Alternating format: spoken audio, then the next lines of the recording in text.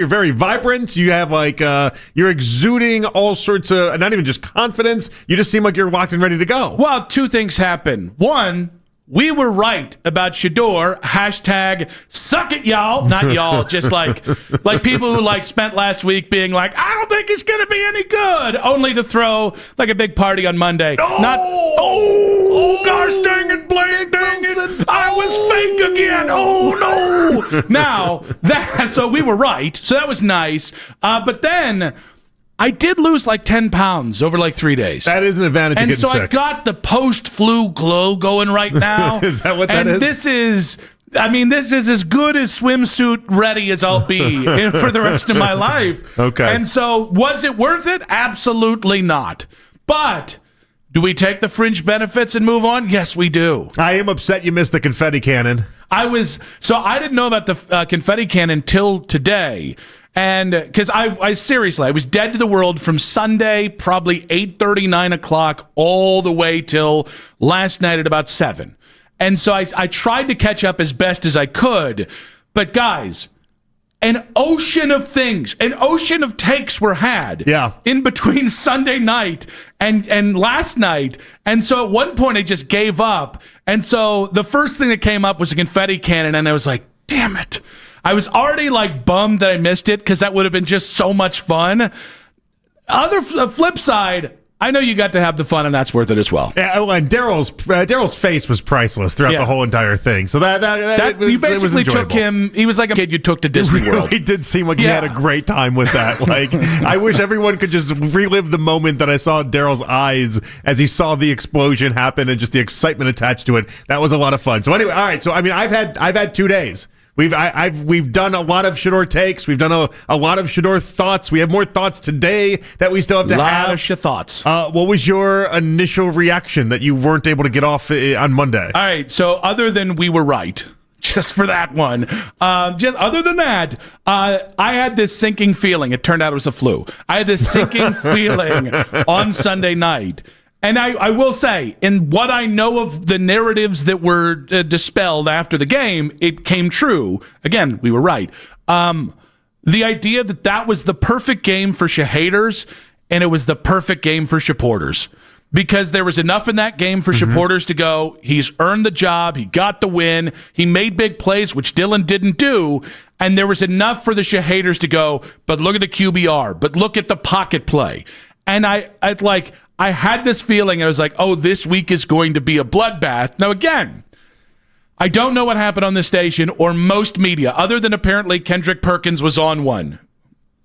Cool. He just stays on one. You get it, buddy. I'll say this. I want to fill you in because I think I can sense your energy right now. I feel as if you think that maybe it was a tough couple days for Shedeur and trying to knock down some of the haters. Honestly, it wasn't. Oh, it was like 98% of, oh my gosh, we had somebody that could throw the ball vertical. Now, is the 2% Lima? Yes. Okay. Basically. All right. The 2% is anyone that brought up success rate in the previous 48 hours, a stat that nobody has brought up ever in the history of time, and now they want to bring it up, and a very flawed stat at that, by the way. But Did we bring that up with Dylan Gabriel, or is that just a different stat? Or is that the only one he's good at? It was overwhelmingly positive to the idea that at least somebody threw the ball vertical, and at least you're able to have an extension of an offense that looked like it had life, while acknowledging that it wasn't perfect. There's room there, obvious room there, but it was much better than I think a lot of people anticipate. Yeah, to the people that wasn't good enough for. It's funny, after we, the Raiders game, you get the win, I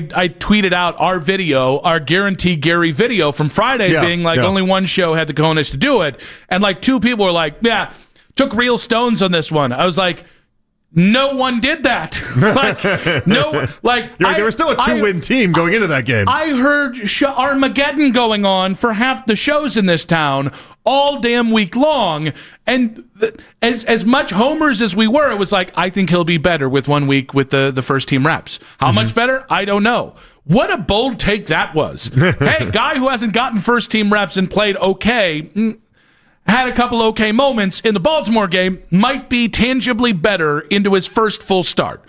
Wow. And somehow we ended up being the most right. Everybody was a little bit right and everybody was a little bit wrong, but we ended up being the most right with it. Yeah. And most importantly is, guys, it's so easy to discount the big plays, especially if you're like the QBR stat.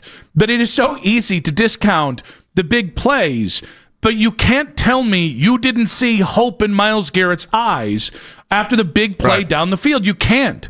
And listen, I know we have the reverse problem with Shedeur that we do with Dylan, right? Again, if you combine those two guys into one megazord of a quarterback, you'd have one hell of a quarterback, right? You don't. But with Shedeur, you're working from a point that is very raw, and if you can get him 25% better in the pocket by the end of the season, one, I think you're going to go past 5 wins, and two, there's going to be a real conversation about whether you should just ride forward with Shedeur, give him the full offseason, and draft the best player available, specifically left tackle and wide receiver, in April. And I think that's refreshing. That's a different conversation beyond the greater conversation about Stefanski and Barry and all the other tributaries. And I'm going to be honest with you, I was very happy, and I wasn't surprised, but I was very happy that the result ended up being a lot of people saying similar things like that you just said right there. Like, all right, we got nothing to lose. This is now the time to go ahead and let Shedeur figure it out.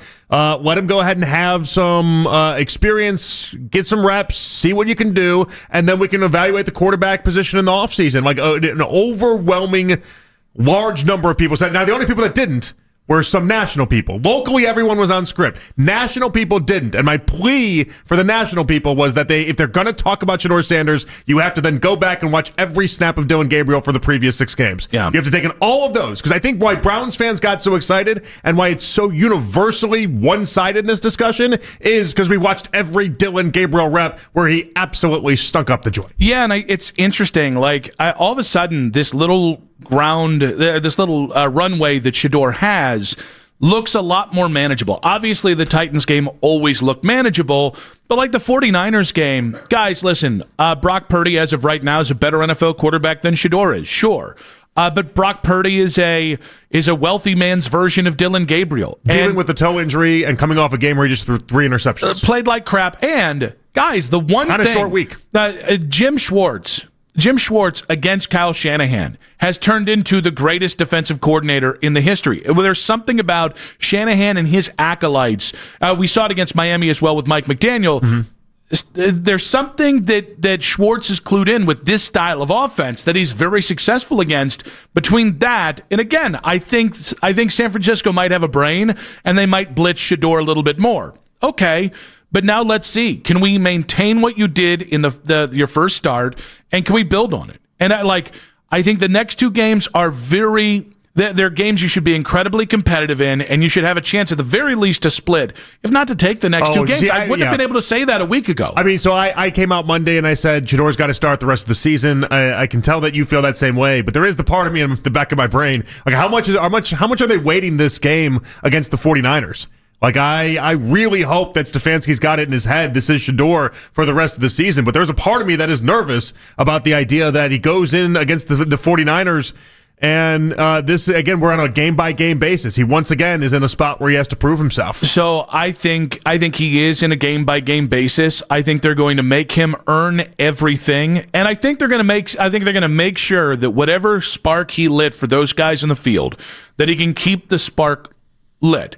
It's not how I would handle it because, again, I've seen enough of Dylan. I saw enough of Dylan before the kid started a game in the NFL. He is a backup. Right. And that's at best. Like, there's a chance. This is the kind of guy that if he just doesn't catch with the right coach, ends up being 2 or 3 years and out kind of guy.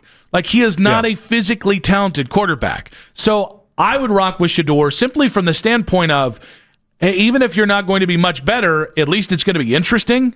Like, how much fun was Sunday? And by the way, it was bad fun. There were a couple moments where I was like, please, God, don't. You're puking and sick, and you're having probably the best time. So that wasn't, no, I was puking and sick after a Browns win, which is usually puking and sick for a different reason, but I didn't even get the fun stuff, right? If they had lost, it would have been explainable. But no, I mean, like, but I do think they're going to make him earn every opportunity. And I think San Francisco's another opportunity. But could I see them, if he looks poor or if he takes a step back against San Francisco, could I see Kevin Stefanski pulling the blanket from the carpet from out his feet? Of course I could.